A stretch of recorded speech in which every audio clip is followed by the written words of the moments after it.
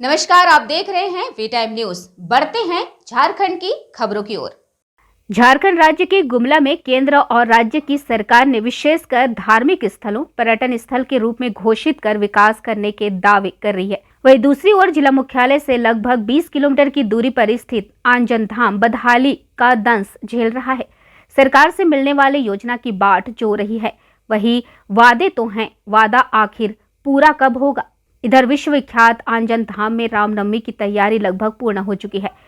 गुमला जिले के प्रमुख और विश्व प्रसिद्ध परमवीर हनुमान जी का जन्म स्थल आंजन धाम में रामनवमी को लेकर विशेष पूजा पाठ किए जाने की योजना है।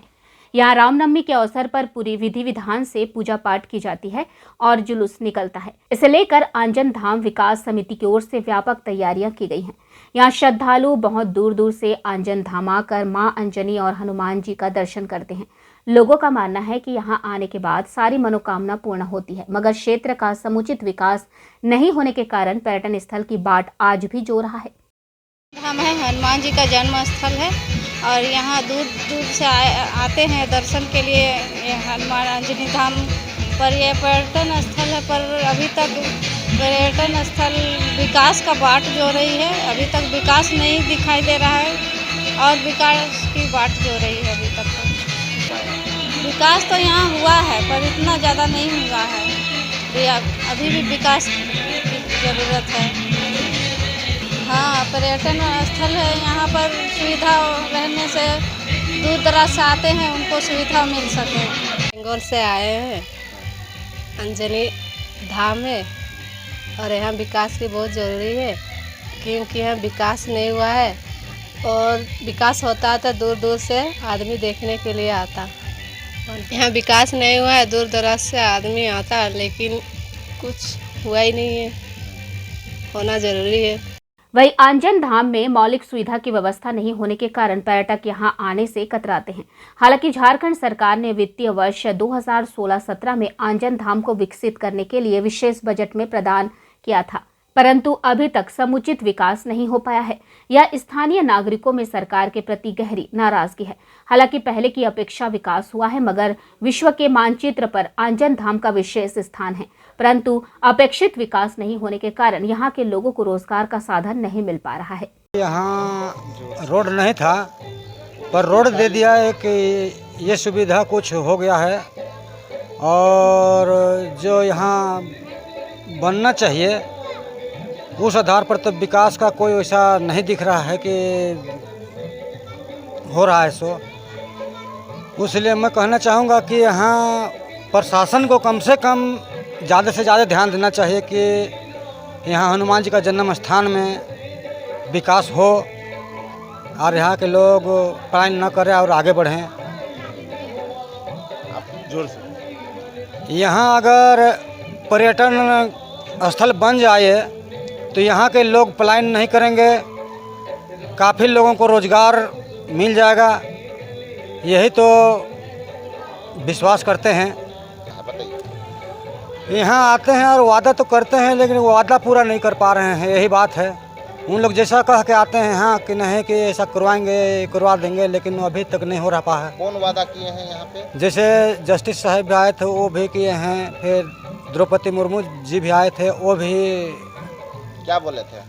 बोले कि यहाँ विकास होना चाहिए और पर्यटक स्थल बनना चाहिए, यहाँ के लोग को बहुत ज़रूरी है कि यहाँ के लोग विकास करें, ये सब बोल। फिर अभी तक तो कुछ ऐसा नहीं हुआ है। मंदिर बनाए बढ़िया सुंदर।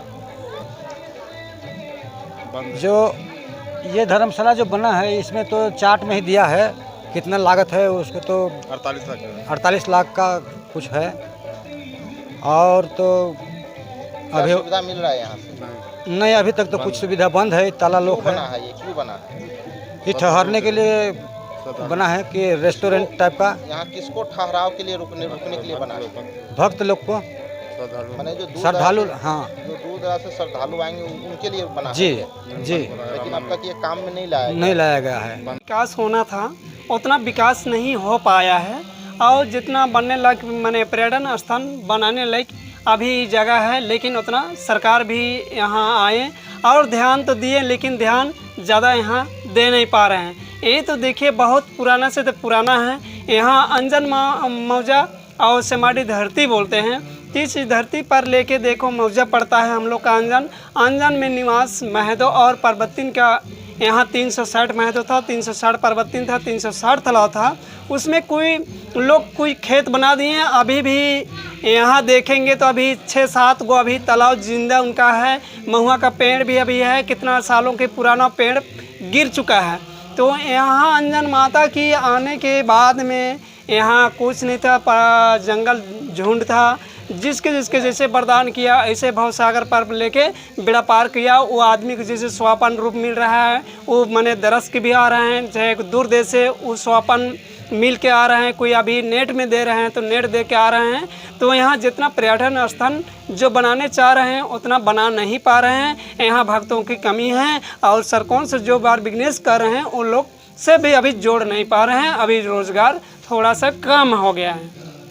यहाँ देखिए हिमाचल और यहाँ देखिए बम्बई, मद्रास, आपका देखिए आसाम, आपका माने त्रिपुरा तक का आदमी यहाँ आ चुके हैं। यहाँ झारखंड के लोकल, ये तो बनारस, ये सब तो यहीं के लोकल हैं। झारखंडी के कोने कोने से यहाँ आ चुके हैं और अभी सरकार लोग भी आए हैं, लेकिन सरकार लोग भी अभी ध्यान थोड़ा सा कम ही कर दिए हैं। जितना होना था उतना हो नहीं पाए हैं।